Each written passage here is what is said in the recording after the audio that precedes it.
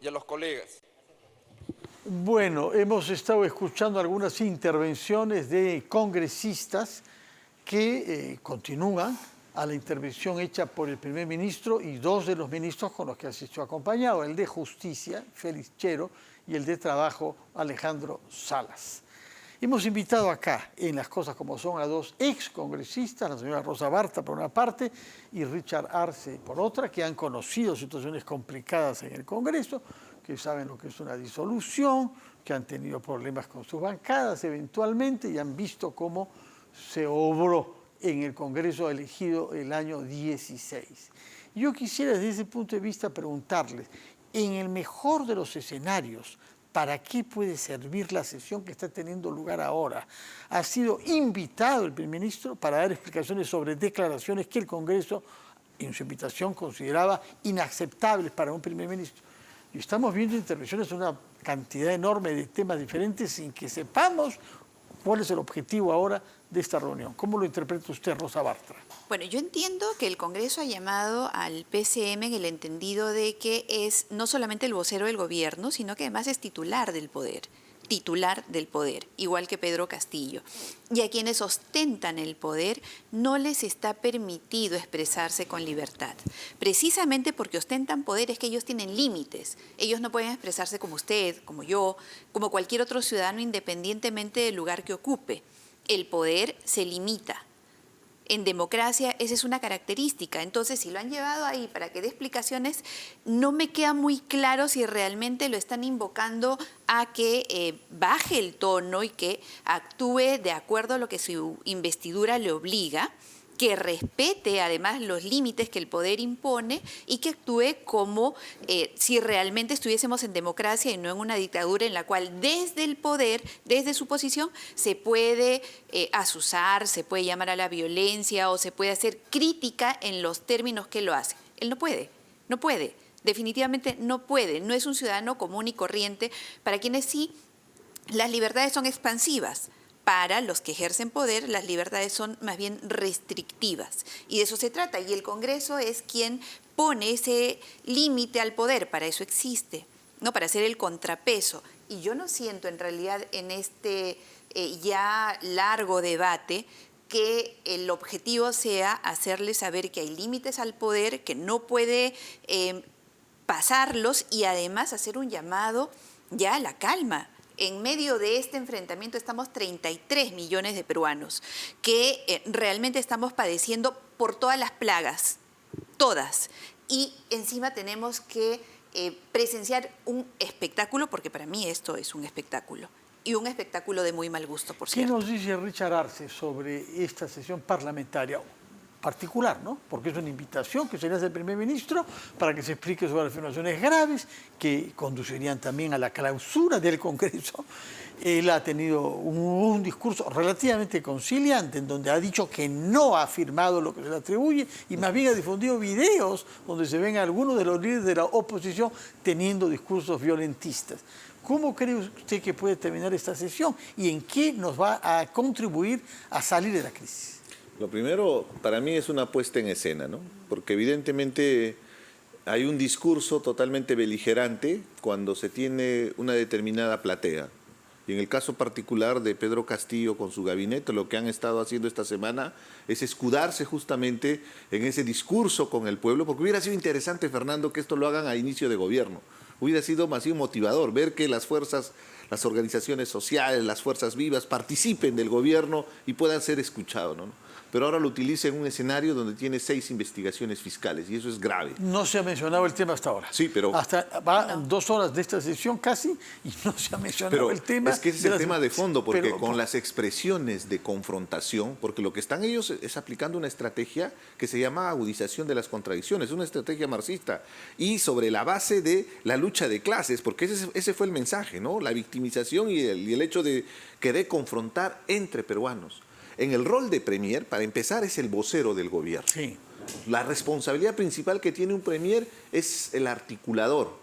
Es el articulador que permite generar puentes con la oposición, con las mismas organizaciones sociales. Pero jamás se puede permitir que llegue a ese nivel de beligerancia y de confrontación en el discurso, llegando al extremo de convocar para una confrontación entre peruanos. Es parte de la estrategia del gobierno, la confrontación. Sé que eso cala muy bien. Vengo de provincia y estoy viendo que hay una respuesta muy interesante de parte de la gente respecto a lo que viene aconteciendo. Porque hay profundas brechas sociales, Fernando, que muy bien con el discurso llegaron hasta el poder, pero el día de hoy pretenden utilizar como estrategia de impunidad. Porque acá hay corrupción, acá no hay persecución política. A mí lo que me extraña de este Congreso es que ese mismo día, claro, era medianoche, no iban a convocarlo ese momento al Premier, pero al día siguiente el Congreso fácilmente lo pudo haber convocado para que pueda aclarar cada una de estas versiones. O lo otro, ser muy concreto, presentar una interpelación, hasta una censura. Está dentro de los mecanismos constitucionales. Parece que tienen mucho miedo. Pero ahí mucho viene, miedo. Tocaste el tema sensible. Sí. Si presentan en este caso una interpelación, esto va a ser una provocación, porque es el Premier. Y ahí estaríamos jugando con la famosa bala de plata, ¿no? Porque podría plantear una cuestión de confianza y evidentemente el Congreso, antes de hacer el ridículo, de repente vota a favor para que se vaya Torres. Pero eso significaría perder la bala de plata y generar ya que una segunda voto de no confianza desemboque en una disolución.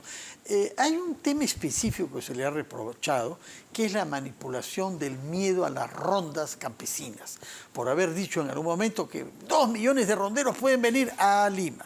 Bueno, formular las cosas así no es en sí mismo llamar a la violencia, pero pongámonos en el contexto de la realidad que eso pudiera significar. Yo, como usted, es nacida en Huamachuco, que es la Sierra de la Libertad, y hemos visto lo que ha pasado con rondas campesinas y 7 mujeres paisanas suyas en la Sierra de la Libertad, un poco más adentro que Huamachuco. ¿Qué límites tienen las rondas? ¿Cuál es su posibilidad de usar armas? Explíquenos, porque además tenemos el tema de los comités de autodefensa también, en virtud de una ley votada por el Congreso. Pero explíqueme, por favor, su percepción del rol de las rondas campesinas, de lo que pueden y no pueden, y de lo que ha pasado eventualmente en su región de origen. A ver, primero yo tengo que decir que hay dificultades para ver desde Lima lo que pasa en el interior. Sí. Muchas veces el Perú no es plano para verlo desde Lima. Me he sorprendido mucho realmente cuando he escuchado a los políticos de este Congreso en especial hablar aterrorizados de lo que están conociendo, ¿no? Las 7 mujeres que fueron castigadas por brujería y además enterarse recién que las rondas tienen ese tipo de métodos para castigar. Esto tiene Pero muchos desnudar años. mujeres, eso no habíamos visto. Tiene muchos Rosa Bartra, desnudar mujeres y colgarlas del pie como el Ku Klux Klan hacía en el siglo XIX en el sur de Estados Unidos, no habíamos visto, no. Azotar hacen, a gente vestida, está mal, físico, pero a gente vestida, pero desnudar. Látigo, Fernando, las rondas... Y además, lo que más me ha sorprendido es que recién se den cuenta de una realidad que tiene 3 décadas, por lo menos. Las rondas campesinas están constitucionalizadas y tienen además jurisprudencia plena con respecto a que tienen jurisdicción en sus zonas para aplicar justicia comunal. Entonces, y nunca hemos violar escuchado derechos humanos y remitiendo a las personas capturadas a la autoridad fiscal. En realidad, Fernando, en sus jurisdicciones tienen años. Por ejemplo, esas retenciones, como ellos lo llaman, reiterativamente se ha presentado denuncias por secuestro y eso se ha caído todas las veces. Por eso es que ellos siguen reteniendo, porque en su jurisdicción y de acuerdo a sus costumbres, eso no es secuestro, sino retención. Y hace mucho tiempo que tenemos que sí es un problema que debe ser abordado. Y no debe ser abordado desde la sorpresa máxima, mira qué barbaridad, los salvajes, como en el siglo XIX, como el Ku Klux Klan, que muy bien, exacto, es una práctica que se parece mucho, pero no es nueva. El problema es la miopía que se tiene desde el ejercicio político en la capital, que no nos damos cuenta de qué es lo que está pasando en el interior. Pero hay algo nuevo, hay un sentimiento de impunidad que se ha acentuado, porque periodistas capturados y obligados a leer bajo coacción y amenaza un documento contrario a lo que ellos pensaban. No habíamos visto desde los secuestros que ha hecho el MRTA. No habíamos Ninguna visto, ronda ha hecho eso con claro, periodistas. no le habíamos prestado atención, Fernando, en realidad. No le habíamos prestado atención. Yo no sé cómo son las rondas Sí, en la vamos, zona vamos del a sur, preguntarle en la que está a Richard Arce, que es apurimeño, que Arce, nos hable ¿no? Pero sobre las rondas campesinas ahí, porque es parte de las razones por las que ha sido convocado Aníbal Torres. Por cierto, no hay 2 millones de ronderos Bueno, en el Perú. además Eso no de existe. además de eso. Eso no sí. existe. Es un número bastante Richard menor. Arce, su opinión sobre la manera como ha querido jugar Aníbal Torres y Pedro Castillo con las rondas campesinas en la capital. Definitivamente se sienten empoderados, ¿no? Eso es una cuestión objetiva. Las rondas campesinas tienen su ámbito de acción en su espacio jurisdiccional, en este caso sí es la comunidad, y que están encargados de una actividad específica, que es la seguridad, llamaríamos la seguridad ciudadana para que se pueda entender. Básicamente con el tema del abigeato, que es un problema bastante serio. Que es el origen en Cajamarca 78, cuando no había sendero luminoso. Recordemos supuesto. que las rondas existen desde antes de la lucha muy respetable, naturalmente, que libraron contra el sendero luminoso en el año 78 en Chota. Y la intención de ponerlo en el tapete no es para descalificarlos, desacreditarlos y hacer generalizaciones. Habría que entender con objetividad el tema del derecho constitucionario, que es transversal inclusive al tema de la conformación. En el sur no son tanto las rondas, lo que hay es la comunidad campesina y existe una instancia que es la asamblea comunal.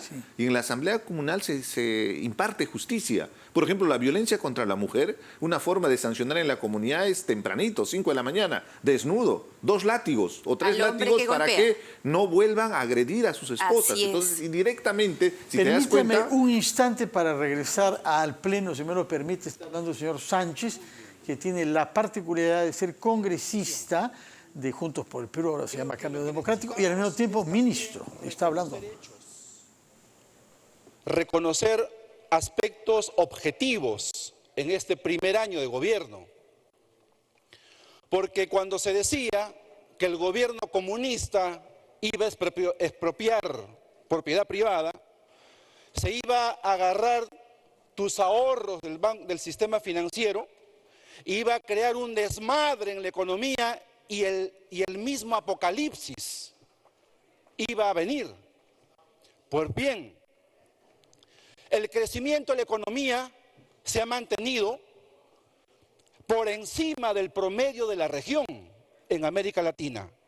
La estabilidad macroeconómica, el récord de exportaciones. Es más, a junio de este año se está por arriba del 19% en comercio exterior como desempeño en este ejercicio. La recaudación tributaria es histórica, no lo podemos negar. Es decir, aún con todo lo acontecido, reafirmamos que hay que ser objetivos reconociendo estos resultados. A nivel de vacunación, se ocupa en la actualidad el tercer lugar en promedio de cobertura de vacunación en la pandemia. ¿Por qué no podemos reconocer eso? En segundo momento, es cierto, desde que empezó el gobierno, se ha iniciado este desencuentro, pero ojo, yo quisiera que cada uno de nosotros, con ese convencimiento de que no conozco hombre ni mujer infalible acá. Aquí no hay hombres perfectos y mujeres perfectas. Aquí hay congresistas, bancadas parlamentarias, sistema político en crisis, no en este año de gobierno. Es una crisis de la democracia, del sistema político, de la economía, de la sociedad, de un Estado desbordado, no por este año de gobierno. O sea, tenemos que también de reconocer esa realidad. Y lo digo porque cada quien representa una región. A poblaciones, pueden ser trabajadores en el sindicato, pueden ser niños, jóvenes, deportistas, adultos mayores.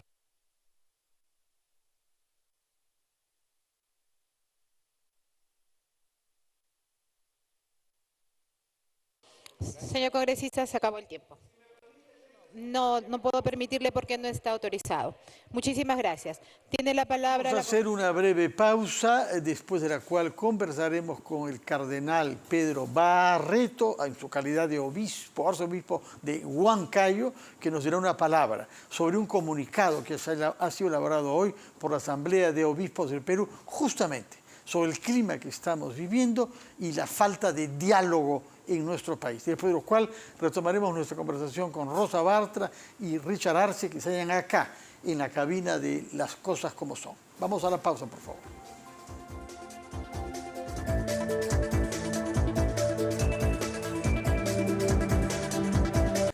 Bueno, Richard Arce, Rosa Bartra, hemos escuchado la voz de un hombre de la Iglesia, institución que ya tiene 2000 años de existencia, que ha sobrevivido muchas crisis y que persiste en creer en que podemos superar esta crisis si hay diálogo y si participa la sociedad civil. Su reacción ante tanto optimismo. Quienes venimos luchando en democracia por sostener la democracia dentro de sus métodos, no podemos hacer más que coincidir, pero al mismo tiempo subrayar que la salida está en manos del Congreso de la República, que es el único poder que puede controlar al otro poder, digamos, o en un acuerdo en el cual prioricen a 33 millones de peruanos y dejen de lado la confrontación, conscientes de que no pueden reunir los votos necesarios para vacar al presidente Castillo. Si no pueden y están conscientes por de eso, ahora. y si los tienen, entonces háganlo ya. Háganlo ya, pónganle la banda a la señora Boluarte y, por cierto, modifiquen el artículo 117 de la Constitución. Que puede ser que Pedro Castillo tenga en este momento 7, 10, 20 investigaciones, pero no van a pasar de la etapa preliminar mientras tenga el blindaje constitucional que le da el 117. Y no he visto ni la más mínima voluntad por siquiera ponerlo a debate. Así que la fiscal Benavides podrá haber hecho lo que ninguno de sus antecesores quiso hacer, ir por encima del 117 para abrir investigación, pero el juez ya ha dicho que solo puede ir hasta la preliminar. Entonces, creo que hay que tener no solamente una visión positiva, proactiva, propositiva, sino también realista para identificar quiénes son los actores que pueden tomar decisiones, porque es verdad que la sociedad civil puede ayudar mucho, pero no toma decisiones. Las decisiones se toman en los poderes. Pero ejerce una presión, quizás esa es la idea, ¿no? Que hay una presión que real. ayude, Sí. que el clima cambie, creo que nos va a ayudar a todos, y de hecho Monseñor tuvo una participación política bastante interesante durante la campaña. Es bueno que ahora retome la actividad y con una visión de unidad. Richard Arce. Suscribo todo lo expresado por el Monseñor Barreto, más aún sabiendo que en campaña hizo firmar tanto a Pedro Castillo como a Keiko Fujimori una serie de compromisos para la gobernabilidad, para poder garantizar que el país se siga encaminando de buena fe. Yo abogo siempre por una sociedad laica, que se respete todas las posiciones religiosas, Sí, sin pues, ningún... sí, Pero sí. es evidente, y esto tiene que ser claro, que nuestra sociedad peruana es católica en un gran porcentaje, y la palabra de Monseñor Barreto tiene ascendencia en grandes sectores del país. Entonces, cuando sale cualquier persona o político a tratar de descalificar sus expresiones, que por más, o sea, sentido común, lo está diciendo de buena fe, está llamando al diálogo, está buscando caminos. Pero de ¿será solución. que no le gusta pues al señor Cerrón, hermano, que Es se ahí abre viene sobre la el problema. corrupción? El problema es que cuando hablas con la verdad es incómodo. La verdad es muy peligrosa. O sea, Sí, y si agarramos la Biblia, vamos a ver que el pecado de Jesús fue decir la verdad. Entonces, igual, si tú dices la verdad, es muy peligroso. Pero dejemos el capítulo bíblico religioso, vayamos al tema de fondo, en este caso, respecto a justamente de lo que ha estado expresando el Monseñor, que veo que los políticos no lo están escuchando y menos están cumpliendo, ¿no? Ahora, pónganos ejemplos sobre su región, la que más conoce, que es Apurímac. Ahí hemos tenido un conflicto gravísimo en torno a la mina de las Bambas, que es una actividad económica decisiva para la población apurimeña en su conjunto y peruana, porque contribuye considerablemente con cano. Se ha arreglado parcial y muy delicadamente, no todo, porque queda pendiente otro tajo que la empresa debía acometer y que no se le deja por ahora. ¿Cómo se ha resuelto ese problema? ¿Cómo han conjugado los actores diferentes para que lo de las Bambas no termine en un enorme desastre? Fernando, no se ha arreglado, Bueno, simplemente se ha pateado el problema, para más adelante se ha dado una tregua y en este momento supuestamente están en un proceso de diálogo. Hemos tenido la prisión de 2 pseudoabogados. No, esa es otra cosa. Pero eso ha contribuido No, pero considerablemente. ese es un trabajo de la Fiscalía porque evidentemente hay manipulación. Bueno, y yo quería tocar corrupción de gente que cobran dinero engañando a sectores populares. Ya, muy bien. Pero en todo caso, se metió la Fiscalía y adentro personas así. Ya. Porque acabo de escuchar a este ministro Sánchez, ministro de Turismo y Comercio Exterior, hablando que supuestamente el gobierno iba a nacionalizar. Yo le haría la corrección, porque en campaña y en el corredor minero lo que ofrecieron fue nacionalización. Por eso es que Pedro Castillo no va al corredor minero, no va a Chumbivilcas, no va a Cotabambas y no va a ir, porque la gente lo está esperando, pero para que cumpla su compromiso de campaña. Antes de que asuma el poder, conversando, porque yo siempre estoy ahí en las comunidades, los comuneros me decían, Fernando, me decían, compañero, Pedro Castillo el 28 de julio va a nacionalizar. Discúlpame el término, se van al diablo los chinos, los suizos, los americanos, los canadienses. Son bastantes, no sé si el diablo quiere hacerse de toda esa gente. No solamente están las chinos, bambas. Entonces, a lo que voy es, ¿cómo puede ser posible de la irresponsabilidad? Justamente lo que decía Sánchez. Ellos generaron ese ambiente de aprovecharse de las necesidades, de los problemas, generando sobreexpectativas en la población, que ahora conscientemente son imposibles de realizar, porque te imaginas una nacionalización en pleno siglo XXI, y el costo, o sea, y hablamos en términos económicos, 10.000 ¿cuánto millones de significaría la indemnización? Porque nos van a llevar al CIAD y el Perú está suscrito al CIAD y va a tener que pagar e indemnizar, y todo lo que representa, ojo. Pero la pregunta es, en Apurímac, ¿cómo se avanza? Por poco que se haya avanzado, yo sé que no está resuelto el problema de Bambas de fondo, pero ya está produciendo y el corredor está funcionando, por ahora. ¿Cómo se avanza? ¿Qué es lo que hace falta? Se avanza intermitentemente y lo que se está teniendo es el resultado de los precios altos de un superciclo de los minerales que ha llegado a los $10.000 la tonelada de cobre. Lo que ha dicho Sánchez de que se ha tenido ingresos extras tributarios está relacionado directamente al incremento de los precios de los minerales. El problema es que nuevamente, como es fluctuante, en este momento ha caído los precios. O sea, estamos perdiendo una maravillosa oportunidad de generar ingresos. Y regresando a Apurímac, significa 5.2 millones de soles por regalía y por canon diario que se pierde cada vez que se paraliza el corredor. Y eso está directamente asociado a cada uno de los 87 municipios que hay en Apurímac, el gobierno regional y las 2 universidades. Entonces, imagínate el perjuicio que genera un gobierno cuando genera sobreexpectativa y no aborda el tema de fondo, que es justamente la participación de esas comunidades en los beneficios que debería generar la actividad Rosa minera. Bartra, hay algunos que sostienen que hay pasividad en la sociedad civil. Monseñor Barreto había puesto su confianza en esa sociedad civil organizada. Dice, ¿dónde la ve usted? ¿Dónde existe esta sociedad civil organizada? ¿Cómo se expresa? Bueno, la sociedad civil, por definición, son todas aquellas organizaciones legítimamente constituidas, sindicatos, colegios profesionales, la iglesia, las ONGs, ¿no? Esa es la sociedad civil.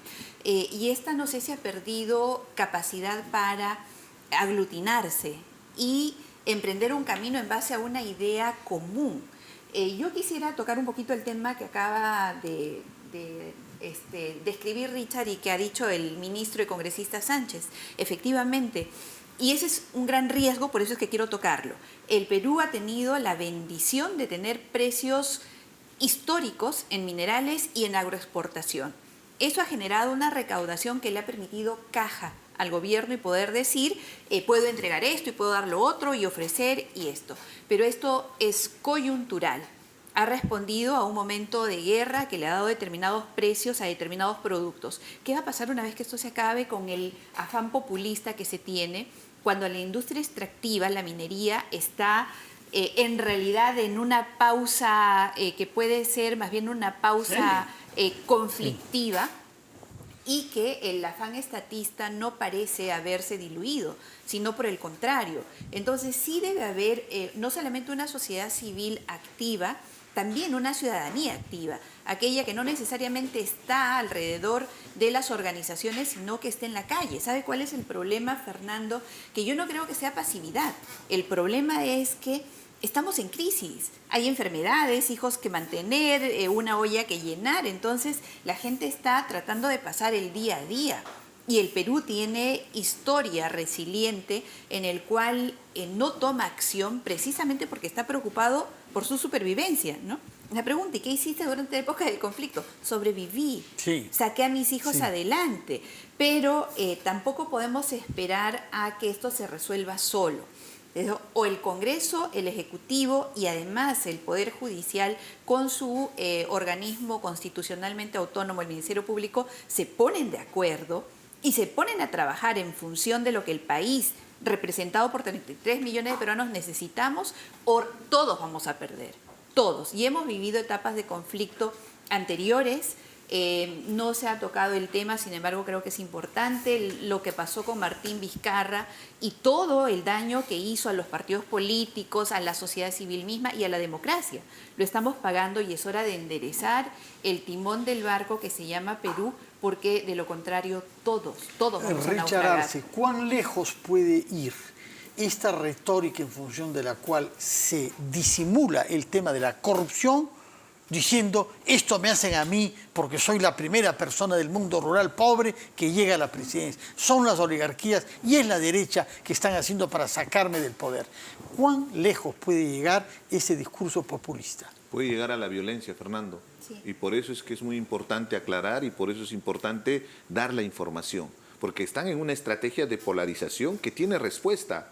Hay profundas brechas estructurales de división a consecuencia de postergación, exclusión, racismo, clasismo. Hay millones de peruanos que no sienten al Estado. Cuando llega Castillo, llega justamente enarbolando esas banderas de reivindicación. Y esas poblaciones se sienten representadas. Es lo que te comentaba. Cuando converso con los ciudadanos allá en Ayacucho, en Cusco, en Apurímac, hay mucha gente que inclusive se solidariza con Pedro Castillo. Y inclusive, discúlpame, Usted confirma, Rosa Bartra. es nuestra miseria como ¿Por qué sociedad. razón? Si ¿Por qué permítame razón? solamente Sí, para cerrar, sí. porque es como una miseria de nuestra sociedad la condescendencia con la corrupción. Porque dicen, si los otros han robado, desde Fujimori, pasando por Toledo y seguimos enumerando a Alan García, Ollantumala, PPK, dice, ¿por qué ahora no, Martín Vizcarra, por supuesto, otro corrupto, ¿por qué no ahora no lo dejan a Pedro Castillo? Porque ese famoso dicho de que no importa que robe, pero hagas Pero obras. no creo hace que es obras. la En este muestra. caso, obras no vimos. No, pero me refiero, es como sociedad, esa condescendencia y ver que están cometiendo actos de corrupción y que vamos a ser condescendientes con esa acción. Yo creo que eso es nuestra miseria como sociedad y que tenemos que trabajar. Pero para eso están orquestando, inclusive desde las redes sociales. Hay todo un trabajo orquestado para poder descalificar todas las denuncias que hace la Fiscalía, porque acá no hay persecución política, Fernando. No, acá hay corrupción. no. Es y el la viejo corrupción argumento se desde enfrenta. Toledo hasta César y Nostroza. Se enfrenta. Sí. Todos se victimizan, pero hay un problema y es que Pedro Castillo, por su origen, un maestro rural, Sí. despertó una sensación de esperanza en la gente que dice, él entiende mis problemas. Él ha tenido educación pública, él ha tenido salud pública, él ha tenido que movilizarse como me movilizo yo, por lo tanto me entiende. Y el haber movilizado esa esperanza que le permitió llegar a la presidencia de la República y ahora capitalizar en el discurso violentista, en el discurso de contraposición de blancos contra ricos o blancos contra mestizos, pobres contra ricos, oligarcas versus oprimidos, él realmente ha tenido un impacto en la gente que históricamente está excluida por parte del Estado, que Bueno, no siente el Estado. Tenemos trabajo por delante. Mucho. No, y por eso veremos. estamos sentados acá, porque es importante primero mostrar que podemos tener discrepancias abiertas. Sí, las han pero es tenido en el el Congreso, país las recuerdo, que las tenemos que poner por delante. Y tiene que entender el gobierno que esta confrontación es como una ola. Él está generando la ola que después se le puede revertir, Muy porque bien. no va a poder controlar a la Muchas masa gracias. cuando genere violencia. Lamentablemente la hora ha vencido y tengo que ceder ya el micro a mi compañera Gene Minich, que va a venir después de la pausa con las claves del día y nos dará información naturalmente sobre la manera como culmina esta sesión en el Pleno del Congreso de la República. Falta que tome la palabra al final a Aníbal Torres y veremos qué es lo que los congresistas deciden. En todo caso, muchas gracias por estar acá, por compartir su conocimiento y su amor a nuestro país. Muchas gracias y muy buenas noches. Para todos ustedes, gracias por su sintonía, que tengan buenas noches y que nos podamos ver mañana a las 6 en la última versión de esta semana de Las Cosas Como Son. Muy buenas noches.